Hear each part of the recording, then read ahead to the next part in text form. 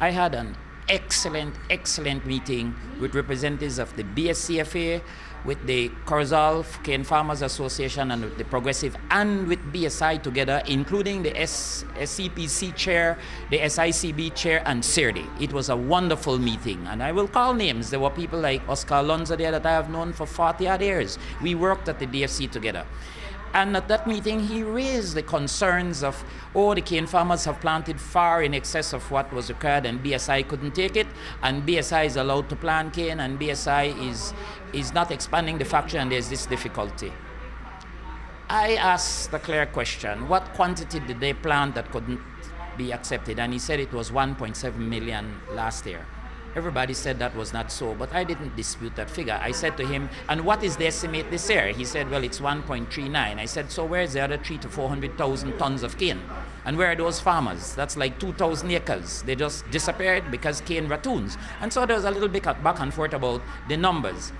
BSI made the point very clear that they are prepared to invest, to expand, but they won't do so unless there is cane. And their issue is that there is a certain amount of acreage available to grow cane in the Orange Walk and Corozal districts, and that acreage is saturated because the yields are low. What they're saying is, if the cane farmers would institute a process to improve their yields and therefore reduce acreage, in other words, to be crystal clear to the listening public tonight, if you have 20 acres and you're getting 15 tons per acre, you have 300 tons.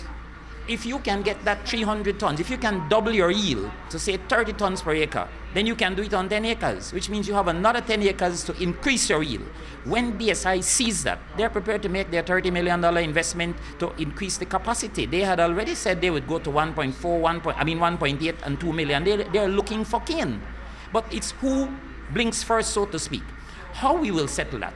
We have established what is called SIMIS, Sugar Industry Management Information System, which has come into force now, which has mapped the area, determined so far there's 72,000 acres, and will determine exactly who has what, how much cane, where it is, etc., so we can have a proper estimate.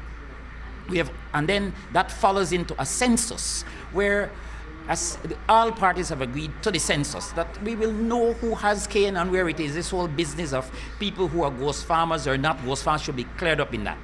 But the more important thing is they have agreed to a sugar strategic, the sugar industry strategic plan, where all parties will sit down to discuss these matters. I said to them, let's get rid of the negatives, the negative C's. You know that's my famous thing, the chaos, confrontation, conflict, criticism, crisis. Let's go to the positive C's, cooperation, camaraderie, common ground, communication. And everybody agreed. So two things I want to leave the listening public with.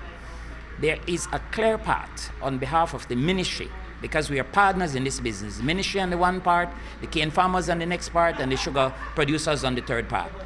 There's a clear path forward to do two things: to establish clearly who are cane farmers and where the cane is, one, and two, to come up with this sugar industry development program which will speak to these issues of expansion of the mill and expansion of the fields, increase of the yields, and the timing thereof.